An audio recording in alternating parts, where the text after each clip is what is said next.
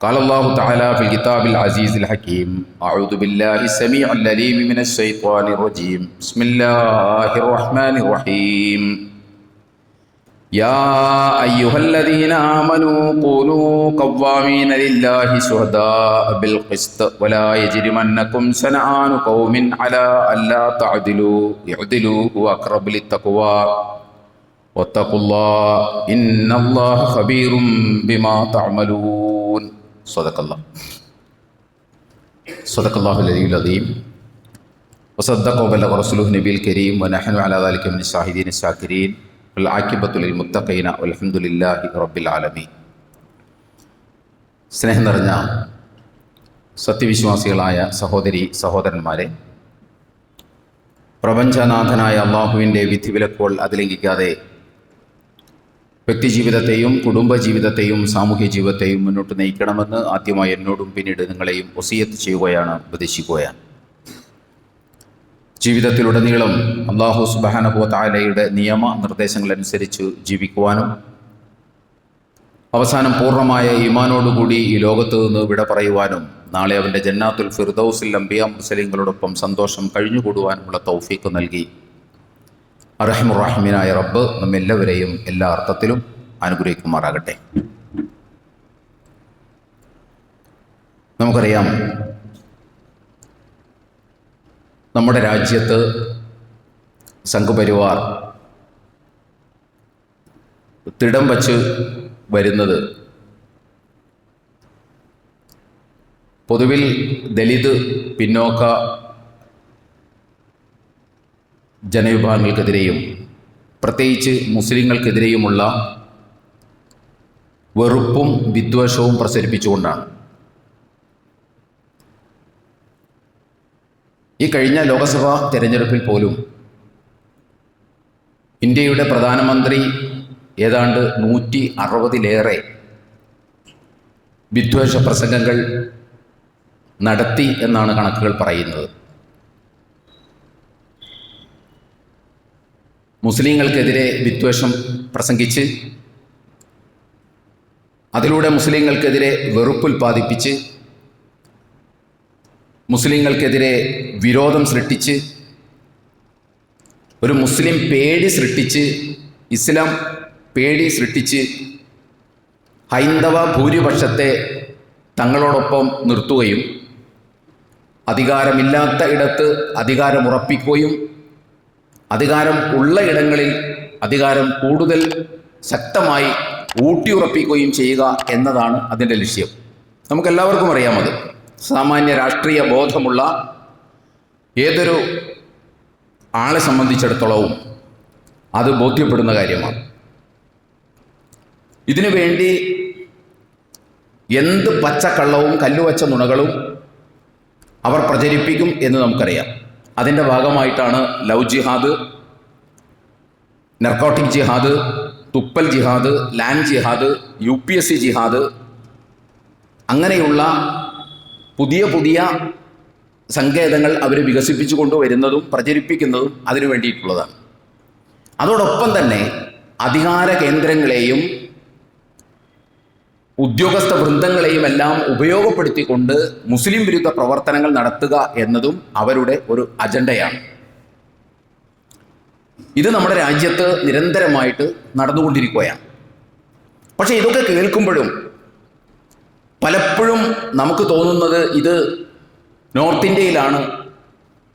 കേരളത്തെ സംബന്ധിച്ചിടത്തോളം ദൈവത്തിൻ്റെ സ്വന്തം നാടാണ്. അതുപോലെ തന്നെ ഇവിടെ വർഗീയതയ്ക്ക് യാതൊരു സ്കോപ്പുമില്ല.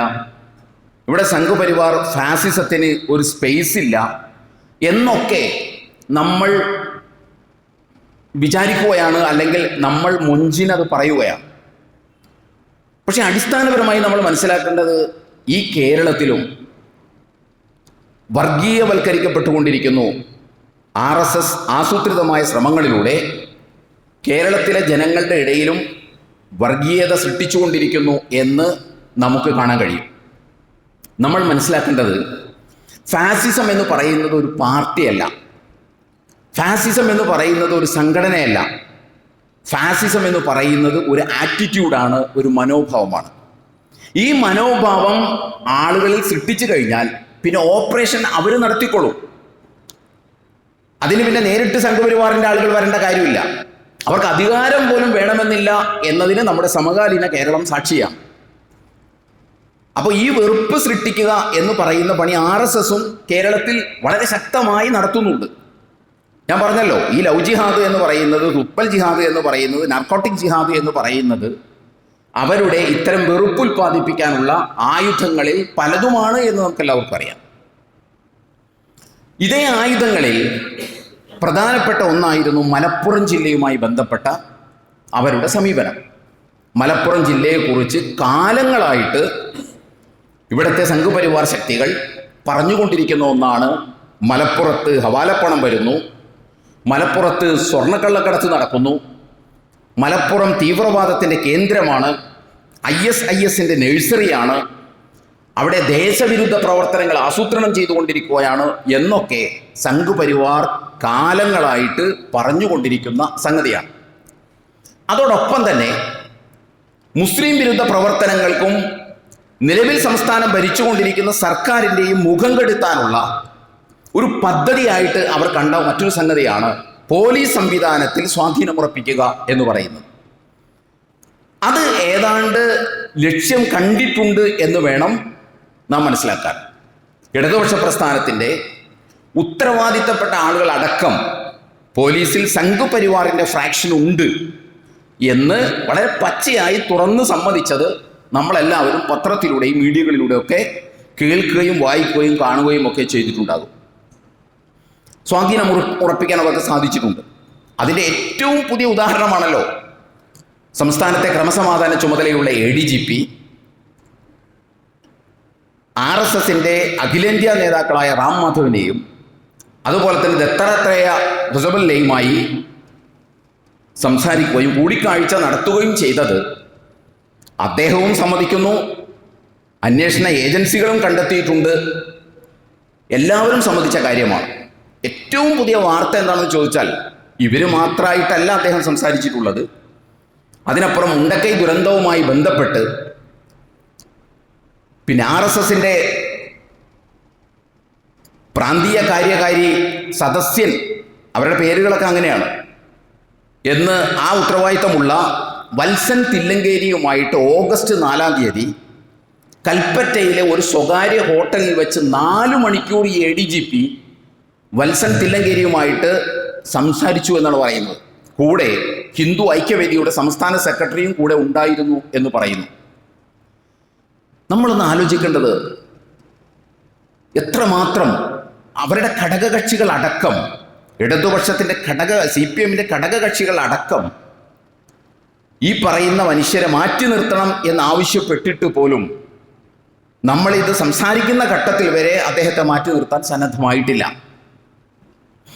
ഇതിങ്ങനെ ശക്തമായി പുകഞ്ഞുകൊണ്ടിരിക്കുന്ന സന്ദർഭത്തിലാണ് നമ്മുടെ സംസ്ഥാനത്തിൻ്റെ ബഹുമാന്യനായ മുഖ്യമന്ത്രി ഡൽഹിയിൽ കേരള ഹൗസിൽ വെച്ച് ഹിന്ദു ദിനപത്രത്തിന് ഒരു അഭിമുഖം നൽകുന്നത്, ഒരു ഇൻ്റർവ്യൂ നൽകുന്നത്.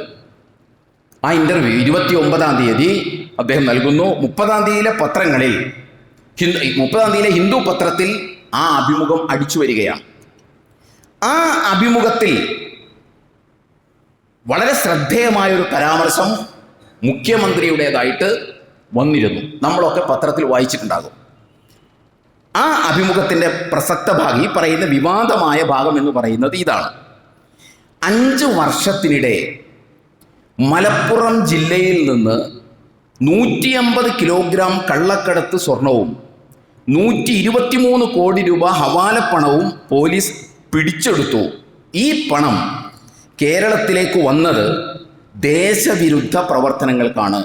The money is entering to Kerala for anti state and anti nation activities എന്നാണ് ഹിന്ദുവിൻ്റെ ഭാഷ്യം. ഇത് ദേശവിരുദ്ധ പ്രവർത്തനങ്ങൾക്ക് വേണ്ടിയിട്ടാണ് ഈ പണം ഇവിടെ വന്നിട്ടുള്ളത് എന്നാണ്. നിങ്ങളൊന്ന് ആലോചിച്ച് നോക്കണം, അല്ലെങ്കിൽ നമ്മളൊന്ന് ആലോചിക്കണം, എത്രമാത്രം എക്സ്പ്ലോസീവായിട്ടുള്ള സ്ഫോടനാത്മകമായിട്ടുള്ള വർത്തമാനമാണിത്.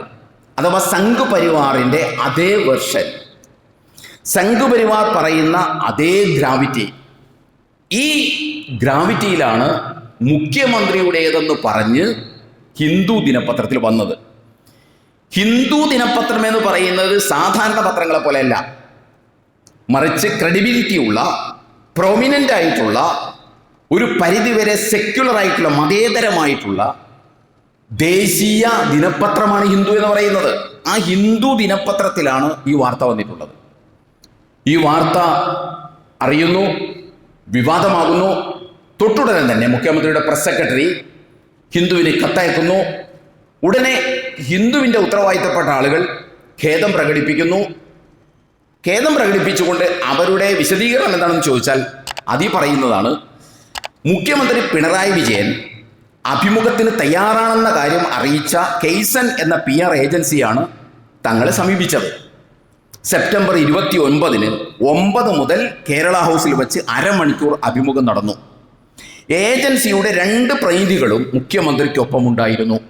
അഭിമുഖത്തിന് ശേഷം ഏജൻസി പ്രതിനിധികളിൽ ഒരാൾ ഹവാല, സ്വർണ്ണക്കടത്ത് എന്നിവ സംബന്ധിച്ച് ചില വിവരങ്ങൾ കൂടി ചേർക്കണമെന്ന് ആവശ്യപ്പെട്ടു. ഉൾപ്പെടുത്തേണ്ടവ അവർ എഴുതിയും നൽകി. ഏജൻസി നൽകിയ കാര്യങ്ങൾ ഉൾപ്പെടുത്തിയത് മാധ്യമ ധാർമ്മികതയിലുള്ള വീഴ്ചയാണ് എന്ന് പറഞ്ഞുകൊണ്ടാണ് ഹിന്ദു ദിനപത്രം അതിന് വിശദീകരണം കൊടുത്തത്. അപ്പോൾ ഒരു ഏജൻസി വഴിയാണ് മുഖ്യമന്ത്രി തങ്ങളെ സമീപിച്ചതെന്നും ആ ഏജൻസിയുമായി ബന്ധപ്പെട്ട ആളാണ് ഈ മുഖ്യമന്ത്രി പറയാത്ത കാര്യം എഴുതി തങ്ങൾക്ക് തന്നത് എന്നും പറയുന്നത് മുഖ്യമന്ത്രി തന്നെ അംഗീകരിക്കുന്ന, പൊതുവിൽ ഒരു ക്രെഡിബിലിറ്റി ഉള്ള, പ്രൊമിനൻ്റ് ആയിട്ടുള്ള ഒരു പത്രത്തിൻ്റെ ഭാഗത്തു നിന്നുള്ള വിശദീകരണമാണ് എന്ന് നമ്മൾ മനസ്സിലാക്കണം. ഒരു പക്ഷേ നമ്മളൊന്ന് ആലോചിക്കേണ്ടത്, ഇങ്ങനെ ഒരു വർത്തമാനം, അഥവാ ഇത്രയും പണം ഇവിടെ വരുന്നുണ്ട്, ഇത്രയും സ്വർണം ഇവിടെ വരുന്നുണ്ട്, ഇത് ദേശദ്രോഹ പ്രവർത്തനങ്ങൾക്ക് വേണ്ടി വിനിയോഗിക്കുന്നു എന്ന് ഇപ്പോഴത്തെ നമ്മുടെ മുഖ്യമന്ത്രി പറയാൻ സാധ്യതയില്ല. നിലവിലുള്ള മുഖ്യമന്ത്രി ഇങ്ങനെ ഒരു സ്റ്റേറ്റ്മെന്റ് കൊടുക്കാൻ സാധ്യതയില്ല. അദ്ദേഹം അത് നിഷേധിക്കുകയും ചെയ്തിട്ടുണ്ട്. കൊടുക്കും എന്ന് നമുക്ക് വിശ്വസിക്കാനും പ്രയാസമുണ്ട്. അതേസമയം റിട്ടയർ ആയ മുഖ്യമന്ത്രി ആയിരുന്നെങ്കിൽ, ഒരു മുൻ മുഖ്യമന്ത്രി ഉണ്ടല്ലോ നമുക്ക്, അദ്ദേഹമായിരുന്നെങ്കിൽ ഒരു പക്ഷേ ഇതൊക്കെ കൊടുക്കാൻ സാധ്യതയുണ്ട്. കാരണം അദ്ദേഹമാണ് പറഞ്ഞത്, ലവ് ജിഹാദി എന്ന് പറയുന്ന ടെർമിനോളജി തന്നെ ആദ്യം എടുത്ത് ഉപയോഗിച്ചത് ഈ റിട്ടയർ ആയ മുഖ്യമന്ത്രിയാണ്. അത് സംഘപരിവാർ ആഘോഷിക്കുകയാണ്, ഇന്നും ആഘോഷിച്ചുകൊണ്ടിരിക്കുകയാണ്. അതുപോലെ തന്നെ 20 കൊല്ലത്തിനുള്ളിൽ കേരളത്തെ ഇസ്ലാമിക രാഷ്ട്രമാക്കാനുള്ള ശ്രമം ഇവിടുത്തെ ചില സംഘടനകൾ നടത്തിക്കൊണ്ടിരിക്കുന്നു എന്ന് അത്യന്തം ഭീകരമായ ഒരു വർത്തമാനം പറഞ്ഞതും ഈ പറയുന്ന റിട്ടയർഡ് മുഖ്യമന്ത്രിയാണ്. അതുപോലെ തന്നെ മലപ്പുറത്തെ കുട്ടികൾ വിജയിക്കുന്നത്, മത്സര പരീക്ഷകളിൽ വിജയിക്കുന്നത് കോപ്പി അടിച്ചിട്ടാണ് എന്ന് പറഞ്ഞു അദ്ദേഹമാണ്. അപ്പം അദ്ദേഹമായിരുന്നുവെങ്കിൽ ഒരുപക്ഷെ ഇങ്ങനെയൊക്കെ ചിലപ്പോൾ പ്രസ്താവനകൾ നടത്തിക്കളയും എന്ന് നമുക്ക് വിചാരിക്കാം. ഇപ്പോഴത്തെ പ്രധാന മുഖ്യമന്ത്രി എന്ന് പറയുന്നത് ഒരുപക്ഷെ ഇങ്ങനെ ഒരു വർത്തമാനം നടത്താൻ സാധ്യതയില്ല. ന്യായമായി നമുക്ക് വിശ്വസിക്കാം. അദ്ദേഹം അത് നിഷേധിക്കുകയും ചെയ്യുന്നുണ്ട്. ഞാൻ അങ്ങനെ പറഞ്ഞിട്ടില്ല, ഞാൻ അങ്ങനെ പറയുന്ന ആളുമല്ല എന്നാണ് അദ്ദേഹം പറയുന്നത്. പക്ഷെ ഇങ്ങനെയൊക്കെ ആണെങ്കിലും മുഖ്യമന്ത്രി സംശയത്തിൻ്റെ നിഴലിൽ വരാൻ പല കാരണങ്ങളുണ്ട്. നമ്മൾ അദ്ദേഹം അത് പറയില്ല എന്ന് പറയുമ്പോഴും ഇദ്ദേഹം ഗുരുതരമായ സംശയത്തിൻ്റെ കരിനിഴലിൽ വരാനുള്ള ന്യായമായ കാരണങ്ങളുണ്ട്. അതിൽ ഒന്നാമത്, ഇദ്ദേഹം മുഖ്യമന്ത്രിയാണ്. ഞാൻ പറയുന്ന കാര്യങ്ങൾ നന്നായി ശ്രദ്ധിക്കണം. ഒരു പക്ഷേ നിങ്ങൾ ആലോചിക്കും, ഇത്തരം രാഷ്ട്രീയ കാര്യങ്ങളൊക്കെ എന്തിനാണ് ഇപ്പോൾ ഇവിടെ നിന്ന് വിളിച്ചു പറയുന്നത് എന്ന് നിങ്ങൾ ചിന്തിച്ചേക്കും. അതിന് ഈ വിനീതന് പറയാനുള്ള മറുപടി, അല്ലെങ്കിൽ നിങ്ങളുടെ ശ്രദ്ധയിൽപ്പെടുത്താനുള്ളത്, ഇതങ്ങനെ കേവലം ഒരു പാർട്ടി പൊളിറ്റിക്സിന്റെ ഭാഗമായിട്ട് കേരളത്തിൽ നടക്കുന്ന ഒരു വിവാദമല്ല. അത് നമ്മൾ മനസ്സിലാക്കേണ്ടത്. കേവലം അധികാര രാഷ്ട്രീയ വടംവലിയുടെ ഭാഗമായിട്ട് പാർട്ടികൾ തമ്മിൽ അങ്ങോട്ടും ഇങ്ങോട്ടും ആരോപണം ഉന്നയിക്കുന്ന ഒരു വിഷയമല്ല നമ്മൾ ചർച്ച ചെയ്യുന്നത്. മറിച്ച് മലപ്പുറത്തെക്കുറിച്ച് സംഘപരിവാർ കാലങ്ങളായിട്ട് പറഞ്ഞുകൊണ്ടിരിക്കുന്ന കാര്യങ്ങൾ, ആ സംഘപരിവാർ വിരുദ്ധമായ ഒരു മുഖ്യമന്ത്രിയുടെ ഭാഗത്ത് നിന്ന് വന്നു അല്ലെങ്കിൽ കൊടുത്തു എന്ന് പറഞ്ഞുകൊണ്ട് ഒരു പത്രം കൊടുത്തതുമായി ബന്ധപ്പെട്ടുള്ള ചർച്ചയാണ്. മുസ്ലിം സമൂഹം അതീവ ഗൗരവത്തോടുകൂടി കാണേണ്ട ഒരു വിഷയമാണ്. വിശ്വാസികളെ സംബന്ധിച്ചിടത്തോളം ഈ സംഗതിയെ നീതിപൂർവം നോക്കിക്കാണേണ്ടതുണ്ട്. അല്ലാഹു സുബ്ഹാനഹു വ തആല വിശുദ്ധ ഖുർആനിന്റെ 5-ാം അധ്യായം 8-ാം സൂക്തത്തിൽ പറയുന്നു, യാ അയ്യുഹല്ലദീന ആമനൂ കൂനൂ ഖവ്വാമീന ലില്ലാഹി ശുഹദാ ബിൽ ഖിസ്ത് വലാ യജ്രിമന്നകും ശനാനു ഖൗമിൻ അലാ അല്ലാ തഅദിലു ഇഅ്ദിലു ഹുവ അഖ്റബു ലിത്തഖ്വ. അഥവാ സത്യവിശ്വാസികളെ, നിങ്ങൾ നീതിക്ക് വേണ്ടി നിലകൊള്ളണം, നീതിക്ക് നിങ്ങൾ സാക്ഷികളാകണം, അള്ളാഹുവിന് വേണ്ടി നിലകൊള്ളണം. വിശുദ്ധ ഖുർആൻ 4-ാം അധ്യായത്തിലും അത് സൂചിപ്പിക്കുന്നുണ്ട്. നീതിക്ക് വേണ്ടി അള്ളാഹുവിന് സാക്ഷിയാകണം, അള്ളാഹുവിന് വേണ്ടി നീതിക്ക് സാക്ഷിയാകണം. ഒരു ജനവിഭാഗത്തോടുള്ള വിരോധം അല്ലെങ്കിൽ ഒരു ജനവിഭാഗത്തിന് നമ്മളോടുള്ള വിരോധം കാരണം നീതിപൂർവം സമീപിക്കാൻ, നീതിപൂർവം വർത്തമാനം പറയാൻ, അവരോട് നീതി കാട്ടാൻ നിങ്ങൾക്ക് തടസ്സമാകരുത്. 6-ാം അധ്യായം 152-ാം സൂക്തത്തിൽ അല്ലാഹു സുബ്ഹാനഹു വ തആല പറയുന്നു, വഇദാ ഖുൽതും ഫഅദിലു വലൗ കാന ദാ ഖുർബ. നിങ്ങൾ വർത്തമാനം പറയുമ്പോൾ നിങ്ങൾ നീതിപൂർവം പറയണം. വലൗ കാന ദാ ഖുർബ, അത് നിങ്ങളുടെ സ്വന്തക്കാരുടെ കാര്യത്തിലാണെങ്കിലോ. അതിനെ നമ്മൾ വികസിപ്പിച്ചാൽ, നമ്മളൊരു വിഷയത്തെ നോക്കിക്കാണുമ്പോൾ നീതിപൂർവ്വം നോക്കിക്കാണണം. അതൊരു പക്ഷേ നമ്മുടെ സ്വന്തക്കാരുടെ കാര്യമാകാം, ഒരു പക്ഷേ നമ്മുടെ വേണ്ടപ്പെട്ടവരുടെ കാര്യമാകാം, ഒരു പക്ഷേ നമ്മുടെ മതസംഘടനയുടെ കാര്യമാകാം, ഒരു പക്ഷേ നമ്മൾ പ്രവർത്തിക്കുന്ന പാർട്ടിയുടെ കാര്യമാകാം. ഞാനിപ്പോൾ ഇത് സംസാരിക്കുന്നത് ഏതെങ്കിലും ഒരു പാർട്ടിയെ ഇകഴ്ത്താനോ ഏതെങ്കിലും ഒരു പാർട്ടിയെ ഹൈലൈറ്റ് ചെയ്യാനോ അല്ല,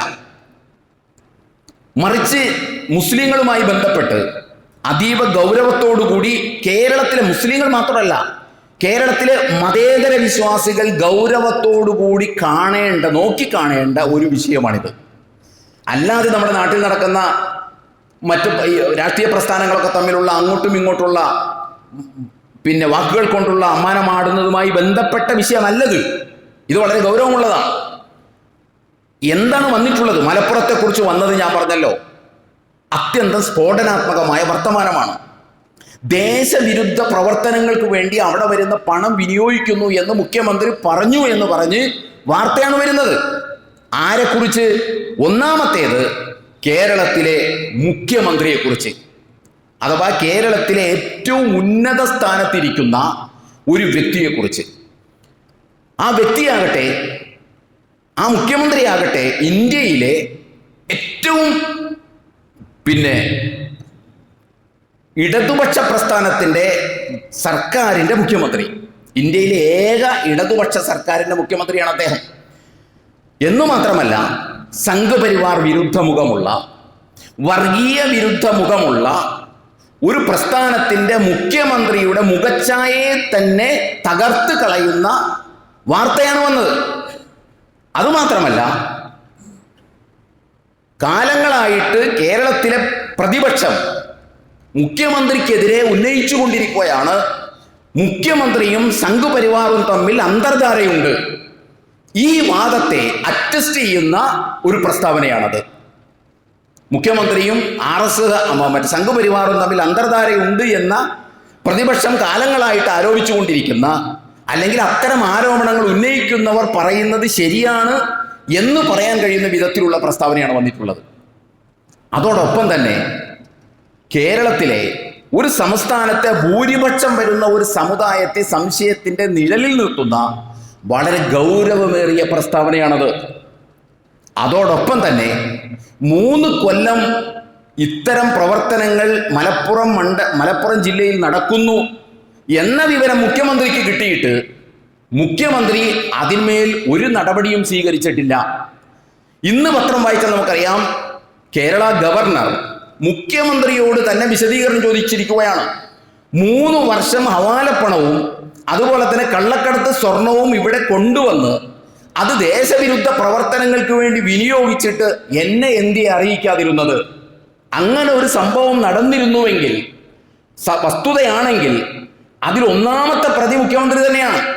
ദേശവിരുദ്ധ പ്രവർത്തനം നടക്കുന്നു എന്ന് 3 കൊല്ലമായിട്ട് മനസ്സിലാക്കിയിട്ട് അതിനെതിരെ നടപടി സ്വീകരിക്കാതെ മറച്ചുവെച്ചെങ്കിൽ ഒന്നാമത്തെ ദേശവിരുദ്ധൻ ആരാണ്? കേരളത്തിന്റെ മുഖ്യമന്ത്രി തന്നെയാണ് ഒന്നാമത്തെ ദേശവിരുദ്ധൻ. അങ്ങനെ വാദിക്കാൻ പറ്റുമാറുള്ള ഒരു പ്രസ്താവന ഹിന്ദു പോലെയുള്ള ക്രെഡിബിലിറ്റിയുള്ള പ്രൊമിനന്റ് ആയിട്ടുള്ള ഒരു പത്രത്തിൽ വന്നിട്ട് അതിനെക്കുറിച്ച് അന്വേഷിക്കാനോ നിജസ്ഥിതി എന്താണ് എന്നറിയാനോ മുഖ്യമന്ത്രി സന്നദ്ധമല്ല എന്ന് വരുമ്പോഴാണ് പ്രശ്നത്തിന്റെ ഗൗരവം നമ്മൾ മനസ്സിലാക്കേണ്ടത്. അദ്ദേഹം അങ്ങനെ പറഞ്ഞിട്ടുണ്ട് നമ്മൾ പറയുന്നില്ല, അദ്ദേഹം നിഷേധിക്കുകയാണ്. പക്ഷേ തന്നെ കുറിച്ച്, താനാരാണ്? ഞാൻ ഈ പറഞ്ഞ പ്രത്യേകതകളൊക്കെ ഉള്ള ആളാണ്. തന്നെ കുറിച്ചൊരു വാർത്ത ഹിന്ദു പത്രത്തിൽ കൊടുത്തിട്ട് അത് ഹിന്ദു പത്രം പറയുന്നു ഞങ്ങൾക്ക് വന്ന വീഴ്ചയല്ല, അത് ഞങ്ങൾക്ക് വന്ന വീഴ്ച എന്ന് പറയുന്നത് ഒരു ഏജൻസിയാണ് മുഖ്യമന്ത്രിയുടെ ഭാഗമായിട്ട് ഇങ്ങനെ ഒരു സ്റ്റേറ്റ്മെന്റ് ഞങ്ങൾക്ക് തന്നത്. ഇത്രയും ഗുരുതരമായ ഒരു പ്രസ്താവന തൻ്റെ പേരിൽ ഒരു പത്രത്തിൽ കടത്തിക്കൂട്ടാൻ മാത്രം മാനിപ്പുലേഷൻ നടന്നിട്ട്, ഇടപെടൽ നടന്നിട്ട് എന്തേ മുഖ്യമന്ത്രി അതിനെക്കുറിച്ച് കൃത്യമായിട്ട് അന്വേഷിക്കുന്നില്ല?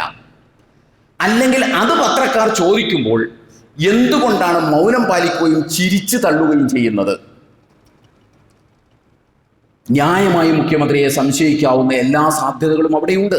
വിശുദ്ധ ഖുർആനിലെ ഈ പറഞ്ഞ സത്യവിശ്വാസികളെ നിങ്ങൾ നീതിക്ക് സാക്ഷിയാക്കണം, ഒരു ജനവിഭാഗത്തോടുള്ള വിരോധം അല്ലെങ്കിൽ ഒരു ജനവിഭാഗത്തിന് നിങ്ങളോടുള്ള വിരോധം അവരോട് നീതി പാലിക്കുന്നതിന് തടസ്സമാകരുത് എന്ന വേദവാക്യവും, നിങ്ങൾ വർത്തമാനം പറയുമ്പോൾ നീതിപൂർവ്വം വർത്തമാനം പറയണം എന്ന വേദവാക്യവും മനസ്സിൽ ധ്യാനിച്ചുകൊണ്ട് ഈ വിഷയത്തെ സമീപിച്ചാലും എന്താ മനസ്സിലാകുക? മുഖ്യമന്ത്രി സംശയത്തിന്റെ നിഴലിലാണ് ഇപ്പോഴും ഉള്ളത്. ഇതിന് വിശദീകരണം കിട്ടേണ്ടതുണ്ട് എന്ന് പറയുന്നത് ഏതൊരു മതേതര മനസ്സിനെയും ആശങ്കപ്പെടുത്തുന്നതാണ് ഈ പ്രശ്നം. നമ്മൾ വിചാരിക്കുന്ന പോലെയല്ല.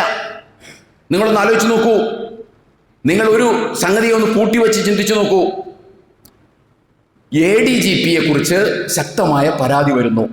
അതേറെക്കുറെ ശരിയാണ് എന്ന് തെളിഞ്ഞു കഴിഞ്ഞു. ADGP റാം മാധവുമായിട്ട് സംസാരിക്കുന്നു, അതുപോലെ തന്നെ ദത്താത്രേയ ഹിസ്ബുല്ലയുമായി സംസാരിക്കുന്നു. അവരാകട്ടെ BJP RSSന്റെ ഉന്നത വൃത്തത്തിലുള്ള ആളുകളാണ്. അതോടൊപ്പം തന്നെ വത്സൻ തില്ലങ്കേരിയുമായിട്ട് 4 മണിക്കൂർ കൽപ്പറ്റയിൽ സ്വകാര്യ ഹോട്ടലിൽ വെച്ച് സംസാരിക്കുന്നു. ആര്? കേരളത്തിന്റെ ADGP ചുമതലയുള്ള വളരെ ഉത്തരവാദിത്തപ്പെട്ട ഒരു പോലീസ് ഉദ്യോഗസ്ഥൻ. മറ്റൊന്ന്, കേരളത്തിലെ ഹൈന്ദവ സമൂഹവും പൊതുസമൂഹവും ഒരു പരിധിവരെ ഗൗരവത്തോടുകൂടി നോക്കിക്കാണുന്ന തൃശ്ശൂർ പൂരം കലക്കപ്പെടുന്നു. അതോടൊപ്പം തന്നെ 30-ാം തീയതിയിലെ ഹിന്ദു ദിനപത്രത്തിൽ RSS കാലങ്ങളായിട്ട് വാദിച്ചുകൊണ്ടിരിക്കുന്ന ആ വാദം മുഖ്യമന്ത്രി കൊടുക്കാതെ തന്നെ അതിനകത്ത് കയറിക്കൂടുന്നു. ഇത് മൂന്നും കൂടി ഒന്ന് ചേർത്ത് വെച്ച് നോക്കിയ നമ്മൾ ഇതാരെയാണ് ബാധിക്കുക? ഇത് പത്രക്കാർ ചോദിക്കുമ്പോൾ അത് പിന്നെ പ്രതിപക്ഷത്തിൻ്റെ പണിയാണ്, അതല്ലെങ്കിൽ അത് ജമാഅത്തെ ഇസ്ലാമിയുടെ പണിയാണ്, അല്ലെങ്കിൽ അതിനെതിരെ ശബ്ദിച്ച് അത് ലൈവാക്കി നിർത്തൽ SDP-യുടെ ആവശ്യമാണ്, കുറച്ചുകൂടി കടന്ന് ഇടതുപക്ഷത്തെ ദുർബലപ്പെടുത്താനുള്ള വലതുപക്ഷത്തിന്റെ ഗൂഢശ്രമമാണ് എന്ന് പറഞ്ഞാലൊന്നും ഈ പ്രശ്നത്തിന് പരിഹാരമാവില്ല. ഞാൻ പറയുന്നത് നമ്മൾ നീതിപൂർവ്വം കാണാൻ വിശ്വാസികൾ തയ്യാറാവണം. ഒരു പക്ഷേ ആ പാർട്ടിയിലുള്ളവർ ഇത് കേൾക്കുന്നുണ്ടാകാം. ഞാനൊരു പാർട്ടിയെയും അവമതിക്കാനല്ല ഇത് പറഞ്ഞത്. ഇത് സാധാരണ ഒരു പ്രശ്നമല്ല. നമ്മളെ ഭയപ്പെടുത്തുന്നത് മുഖ്യമന്ത്രി പറഞ്ഞില്ലേ എന്നുള്ളതുമായി ബന്ധപ്പെട്ടുള്ള വിഷയമല്ല. ഒരു വിശ്വാസിയെ ഭയപ്പെടുത്തുന്നത്, കേരളത്തിലെ ഒരു മതേതര മനസ്സുള്ള ഒരു വ്യക്തിയെ ഭയപ്പെടുത്തുന്നത്, അല്ലെങ്കിൽ ഇവിടെ മതസൗഹാർദ്ദം നിലനിൽക്കണം എന്ന് വിചാരിക്കുന്ന ഒരു വ്യക്തിയെ ഭയപ്പെടുത്തുന്ന കാര്യം എവിടെയൊക്കെയോ എന്തൊക്കെയോ സംഘപരിവാറിന് വേണ്ടി ആരൊക്കെയോ പണിയെടുക്കുന്നുണ്ട് മുഖ്യമന്ത്രിയുടെ ഓഫീസുമായി ബന്ധപ്പെട്ട് എന്ന കാര്യം നമ്മൾ ആശങ്കപ്പെടുത്തേണ്ടതാണ്. കാരണം RSSന്റെയും സംഘപരിവാറിന്റെയും ഒരു പദ്ധതിയാണ്, ഒരു ഓപ്പറേഷനാണ് ഇതിനകത്തൊക്കെ കയറിക്കൂടി സംഘപരിവാർ അജണ്ടകൾ നടപ്പാക്കുക എന്ന് പറയുന്നത്. ആ സംഘപരിവാർ അജണ്ട നടപ്പായിക്കൊണ്ടിരിക്കുന്നു എന്നതാണ് പോലീസ് സേനയിൽ സംഘപരിവാർ ഫ്രാക്ഷൻ ഉണ്ട് എന്ന് അതിൻ്റെ തന്നെ ഉത്തരവാദിത്തപ്പെട്ട ആളുകൾ സംസാരിക്കുന്നു. അതുപോലെ തന്നെ പൂരം കലക്കപ്പെടുന്നു, അതിനെക്കുറിച്ച് അന്വേഷണങ്ങൾ പലവട്ടം പ്രഖ്യാപിച്ചിരിക്കുന്നു. അതോടൊപ്പം തന്നെ ഈ പറയുന്ന ADGP RSSന്റെ ഉന്നത നേതാക്കളെ കാണുന്നു, മണിക്കൂറുകളോളം ചർച്ച ചെയ്യുന്നു. ഇതെല്ലാം കൂടി കൂട്ടി വായിക്കുന്നു. ഇവിടെ വരുമ്പോൾ മുഖ്യമന്ത്രിയോട് ചോദിക്കുമ്പോൾ ഏജൻസിയെക്കുറിച്ച് മുഖ്യമന്ത്രി മിണ്ടുന്നേയില്ല. നിങ്ങളൊന്ന് ആലോചിച്ച് നോക്കൂ. ഏജൻസിയെ കഴിഞ്ഞ 2 ദിവസങ്ങളിലായിട്ട് ദേശാഭിമാനി പത്രം തള്ളി പറഞ്ഞുകൊണ്ടിരിക്കുകയാണ്. അഥവാ അങ്ങനെ ഒരു ഏജൻസി ഇല്ല. ഇന്നലെ തീർത്ത് മുഖ്യമന്ത്രി പറഞ്ഞു ഞാനൊരു ഏജൻസിയെയും ഏൽപ്പിച്ചിട്ടില്ല. നമ്മളൊന്ന് ആലോചിക്കണം. ഞാൻ ഈ കാര്യം പറയാൻ ഒരു ഏജൻസിയെയും ഏൽപ്പിച്ചിട്ടില്ല. പക്ഷേ ഹിന്ദു ദിനപത്രം പറയുന്നു ഏജൻസിയാണ് ഞങ്ങൾക്ക് തന്നതെന്ന്. എന്നിട്ട് അതേ ഹിന്ദു പത്രത്തിന് നേരെ പ്രകോപനം ഉണ്ടാക്കാതെ, അല്ലെങ്കിൽ കേസ് ചാർജ് ചെയ്യാതെ, അല്ലെങ്കിൽ നിയമ നടപടികളിലേക്ക് പോകാതെ ഹിന്ദു പത്രം വളരെ മാന്യമായിട്ട് ഖേദപ്രകടനം നടത്തിയെന്നാണ്. കേവലം ഒരു ഖേദപ്രകടനത്തിലൂടെ തീരേണ്ട പ്രശ്നമാണോ ഇത്? നമ്മളൊന്ന് ആലോചിച്ച് നോക്കൂ. നമ്മളൊരു പാർട്ടി പക്ഷപാതിത്വത്തോടു കൂടി നോക്കിക്കാണല്ലേ, അല്ലെങ്കിൽ സാധാരണ മറ്റു വിഷയങ്ങളെപ്പോലെ ഇതിനെ നോക്കിക്കാണല്ലേ. കേവലം ഹിന്ദുവിൻ്റെ ഒരു ഖേദപ്രകടനം. ഹിന്ദു എന്തൊക്കെ നുണകളാണ് പറഞ്ഞിട്ടുള്ളത്? അങ്ങനെയാണെങ്കിൽ ഹിന്ദു ആരോ കൊടുത്തൊരു വാർത്ത, ഏതോ ഏജൻസി തന്നതാണ് എന്ന് പറഞ്ഞുകൊണ്ട് കൊടുത്തൊരു വാർത്ത ഹിന്ദു കൊടുത്തു. അതെന്തെന്നാ? ഹിന്ദുവിന് അച്ചടിയിൽ വന്ന ഒരു പെശകല്ല, എക്സ്റ്റേണൽ ആയിട്ടുള്ള ഒരു ഫോറിൻ ന്യൂസാണ് കൊടുത്തിട്ടുള്ളത്, പുറത്തു നിന്ന് കൊടുത്തിട്ടുള്ള ഒരു ന്യൂസാണ്. ആ ന്യൂസ് ജേർണലിസ്റ്റ് എത്തിക്സിന് നിരക്കുന്നതല്ല എന്ന് ഹിന്ദു തന്നെ പറയുന്നു. എന്നിട്ട് ഹിന്ദു പറയുന്നത് ഞങ്ങൾക്ക് ഇതൊരു ഏജൻസി എന്നാണെന്നാണ്. മുഖ്യമന്ത്രി ആ ഏജൻസിയെ നിരാകരിക്കുകയാണ്. അപ്പൊ ഏജൻസി ഇല്ല, ഹിന്ദു കൊടുത്തതുമല്ല. മിനിമം നിങ്ങളൊന്ന് ആലോചിച്ച് നോക്കൂ. മുഖ്യമന്ത്രിയും ബന്ധപ്പെട്ട മന്ത്രിമാരും ഉത്തരവാദിത്തപ്പെട്ട CPM-ന്റെ ആളുകളും പറയുന്നു ഏജൻസി ഇല്ല മുഖ്യമന്ത്രിക്ക് ഏജൻസി ഇല്ല. ഓക്കെ, നമ്മൾ അംഗീകരിക്കുന്നു, നമുക്ക് സമ്മതിക്കാം, ഏജൻസി ഇല്ല. ഹിന്ദു ദിനപത്രം കൊടുത്തതാണോ? ഞങ്ങൾ കൊടുത്തിട്ടില്ല എന്ന് ഹിന്ദു ദിനപത്രവും പറയുന്നു. അപ്പൊ പിന്നെ ഒരു സംസ്ഥാനത്തിന്റെ മുഖ്യമന്ത്രിയായ തൻ്റെ പേരിൽ ഇത്രയും ഗുരുതരമായ സ്ഫോടനാത്മകമായ ഒരു വാർത്ത കൊടുത്ത ആരാണ് എന്ന് കണ്ടെത്തേണ്ട ബാധ്യത ഈ സംസ്ഥാനത്തെ മുഖ്യമന്ത്രിക്കില്ലേ? ന്യായമായൊരു ചോദ്യമല്ലേ? ഈ സംസ്ഥാനത്ത് ആഭ്യന്തരമായ കലാപങ്ങൾ ഉണ്ടാക്കാൻ കഴിയുന്ന, അതുപോലെ തന്നെ സംഘപരിവാറിന് എങ്ങനെ വേണമെങ്കിലും ടാക്കിൾ ചെയ്യാൻ പറ്റുന്ന ഒരു പ്രസ്താവന മുഖ്യമന്ത്രിയായ തൻ്റെ പേരിൽ, അത് താൻ ആരാണ്? താൻ അങ്ങേയറ്റം ഫാസിസ്റ്റ് വിരുദ്ധമായ മനസ്സുള്ള ആളാണ് താൻ എന്ന് അദ്ദേഹം പറയുന്നു. അങ്ങനെയുള്ള ഒരാളുടെ ഫാസിസ്റ്റ് വിരുദ്ധ മുഖം വികൃതമാക്കാനുള്ള ഗൂഢശ്രമം തൻ്റെ ഭരണ ജൂറിസ്ഡിക്ഷനകത്ത് നടന്നിട്ട് മുഖ്യമന്ത്രി ചിരിക്കണിരുന്ന് ചോദിക്കുമ്പോൾ, മുഖ്യമന്ത്രി മൗനം പാലിക്കണിരുന്ന്. ഈ പ്രശ്നത്തിന് പരിഹാരം മുഖ്യമന്ത്രിയുടെ മൗനമോ മുഖ്യമന്ത്രിയുടെ ചിരിയോ അല്ല. അത് മുസ്ലിം ലീഗിന്റെ തലയിൽ കെട്ടിവെക്കാൻ പറ്റുന്നൊരു കാര്യമല്ല, അത് ജമാഅത്തെ ഇസ്ലാമിയുടെ തലയിൽ കെട്ടിവെക്കാൻ പറ്റുന്ന കാര്യമല്ല. ഇതിന് വിശദമായ അന്വേഷണങ്ങൾ നടത്തി സംഘ് പരിവാർ ശക്തമായി മുഖ്യമന്ത്രിയുടെ ഓഫീസുമായി ബന്ധപ്പെട്ട് മുഖ്യമന്ത്രിയെയും മുഖ്യമന്ത്രി പ്രതിനിധീകരിക്കുന്ന പാർട്ടിയെയും ഒക്കെ മുഖം കെടുത്താൻ വേണ്ടി പ്രവർത്തിക്കുന്നുണ്ടോ എന്ന് കേരളത്തെ ബോധ്യപ്പെടുത്താൻ മുഖ്യമന്ത്രിക്ക് ബാധ്യതയുണ്ട്. അതാവശ്യപ്പെടാൻ ആ പാർട്ടിയിലെ മുഴുവൻ ആളുകൾക്കും ബാധ്യതയുണ്ട്. അതാവശ്യപ്പെടാൻ കേരളത്തിലെ മുഴുവൻ ജനങ്ങൾക്കും ബാധ്യതയുണ്ട്. കാരണം ഇത് കേവലം ഒരു പാർട്ടിയുടെ അകത്ത് നടന്ന സംഭവമല്ല, സംസ്ഥാനത്തിന്റെ ഭാവിയെ ബാധിക്കുന്നതാണ്, സംസ്ഥാനത്തിന്റെ മതേതര സ്വഭാവത്തെ ബാധിക്കുന്നതാണ്, സംസ്ഥാനത്തിന്റെ മതസൗഹാർദ്ദത്തെ ബാധിക്കുന്നതാണ്, കമ്മ്യൂണൽ ഹാർമണിയെ ബാധിക്കുന്ന കാര്യമാണ്. അതുകൊണ്ട് ഇതിനെ നിസാരമായി കാണാനോ ഇത് കേവലം ഒരു പാർട്ടിയുടെ പ്രശ്നമായി കാണാനോ നമ്മളാരും തുനിയരുത് എന്നാണ് എനിക്ക് ആ വിഷയത്തിൽ പറയാനുള്ളത്. നിങ്ങളൊന്ന് ആലോചിക്കണം. ഈ ലോക്സഭാ ഇലക്ഷൻ നടക്കുന്ന സമയത്ത് നോർത്ത് ഇന്ത്യയിൽ ഒരു വാർത്ത പ്രചരിച്ചിരുന്നു. അത് വേറൊന്നുമല്ല, മലപ്പുറത്തൊരു പ്രദേശമുണ്ട്, എല്ലാം മലപ്പുറത്താണല്ലോ ഉള്ളത്, മലപ്പുറത്തൊരു പ്രദേശമുണ്ട്. ആ പ്രദേശത്തിൻ്റെ കവാടമുണ്ട്. ആ കവാടത്തിൽ ഒരു ബോർഡ് വെച്ചിട്ടുണ്ട്. എന്താണ്? അവിടെ മുസ്ലിങ്ങൾക്ക് മാത്രമേ ജീവിക്കാൻ പറ്റുള്ളൂ, അവിടെ മുസ്ലിങ്ങൾ മാത്രമേ പ്രവേശിക്കാൻ പാടുള്ളൂ എന്ന് പറഞ്ഞുകൊണ്ട് ബോർഡ് വച്ചിട്ടുണ്ട് എന്ന് പറഞ്ഞ് നോർത്ത് ഇന്ത്യയിൽ വ്യാപകമായൊരു വാർത്ത പ്രചരിച്ചു. അത് വായിക്കുന്ന നോർത്ത് ഇന്ത്യയിലെ ആളുകളെ സംബന്ധിച്ചിടത്തോളം ഇത് കേരളത്തിലെ ഒരു അന്തിപത്രത്തിൽ വന്നതല്ല. മുഖ്യമന്ത്രി പറഞ്ഞു എന്ന് പറഞ്ഞ് കേരളത്തിലെ ഒരു അന്തിപത്രത്തിൽ വന്ന വാർത്തയല്ല, അല്ലെങ്കിൽ ഏതെങ്കിലും വാട്സാപ്പിലോ ഫേസ്ബുക്കിലോ വന്നതല്ല. ഇന്ത്യയിലെ ഏറ്റവും കൂടുതൽ ക്രെഡിബിലിറ്റി ഉള്ള, പ്രൊമിനൻ്റ് ആയിട്ടുള്ള, ഓതന്റിക് ആയിട്ടുള്ള, സെക്യുലർ ആയിട്ടുള്ള ഒരു ദേശീയ പത്രത്തിൽ വന്നതാണ്. അപ്പോൾ ഇത് വായിക്കുന്ന ഒരാളെ സംബന്ധിച്ചിടത്തോളം, ഞാൻ നേരത്തെ പറഞ്ഞ പോലെ മലപ്പുറത്ത് ഇങ്ങനെ ഉണ്ട് എന്ന് പറഞ്ഞ ആ പ്രചരണം വായിക്കുന്ന ഒരാളെ സംബന്ധിച്ചിടത്തോളം അയാളുടെ മനസ്സിൽ എന്തായിരിക്കും ഉണ്ടാവുക? മുസ്ലിങ്ങളെ കുറിച്ച്, മലപ്പുറത്തെക്കുറിച്ച്, കേരളത്തെക്കുറിച്ച് എന്തായിരിക്കും ഉണ്ടാവുക?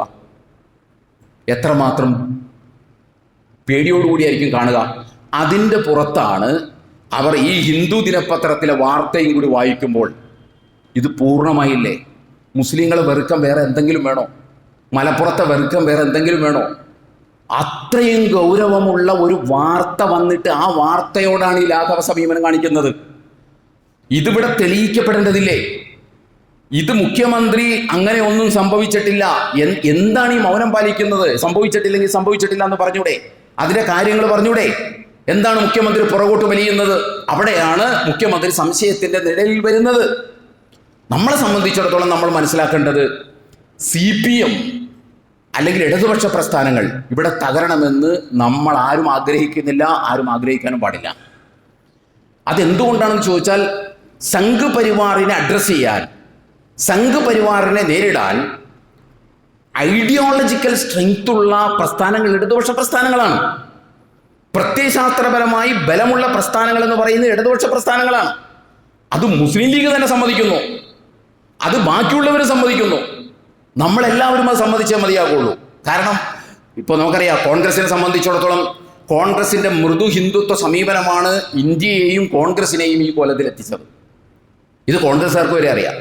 അവരുടെ മൃദു ഹിന്ദുത്വ സമീപനമാണ് കോൺഗ്രസിനെ ഈ കോലത്തിലെത്തിച്ചു എന്ന് മാത്രമല്ല ഇന്ത്യയും കൂടി ഈ കോലത്തിലെത്തിച്ചു. ഇതേ ഗതി ഇടതുപക്ഷ പ്രസ്ഥാനങ്ങൾക്കും വരുത്തേണ്ടത് ഇവിടുത്തെ RSSന്റെ ആവശ്യമാണ്. എങ്കിലാണ് അവർക്ക് മേൽക്കൈ ഉണ്ടാവുകയുള്ളൂ.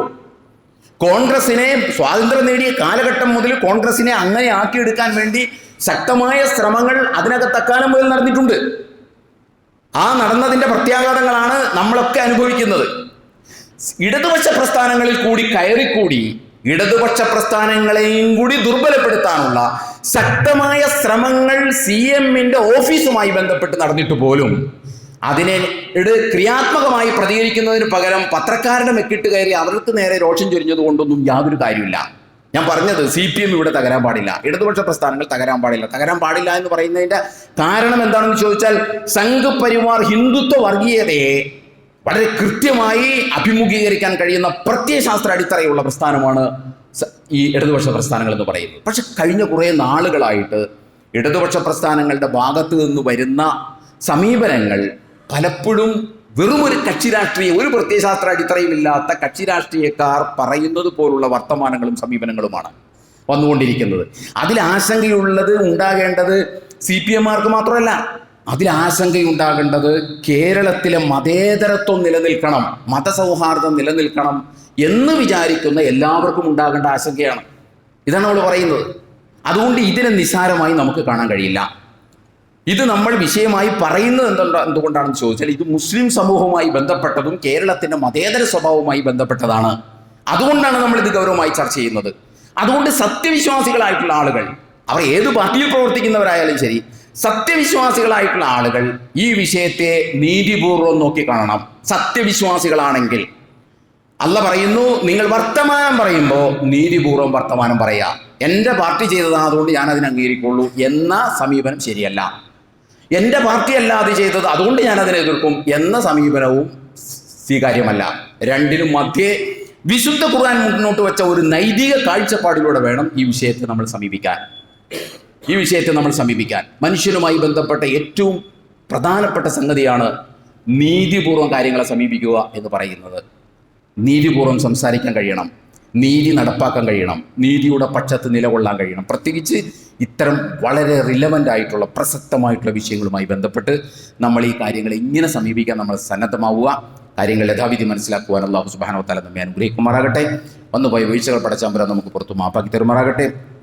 നമ്മളിൽ നിന്ന് മരണപ്പെട്ടു പോയ ആളുകൾക്ക് അല്ലാഹു മഗ്ഫിറത്തും റഹ്മത്തും നൽകി അനുഗ്രഹിക്കുമാറാകട്ടെ. തൊട്ടടുത്ത ആശുപത്രി രോഗികളായി കഴിയുന്ന ആളുകൾക്ക് അല്ലാഹു ആശ്വാസം നൽകി അനുഗ്രഹിക്കുമാറാകട്ടെ. أقول قولي هذا واستغفر الله لي ولكم ولجميع المسلمين والمؤمنين أجمعين فاستغفروه إنه هو الغفور الرحيم.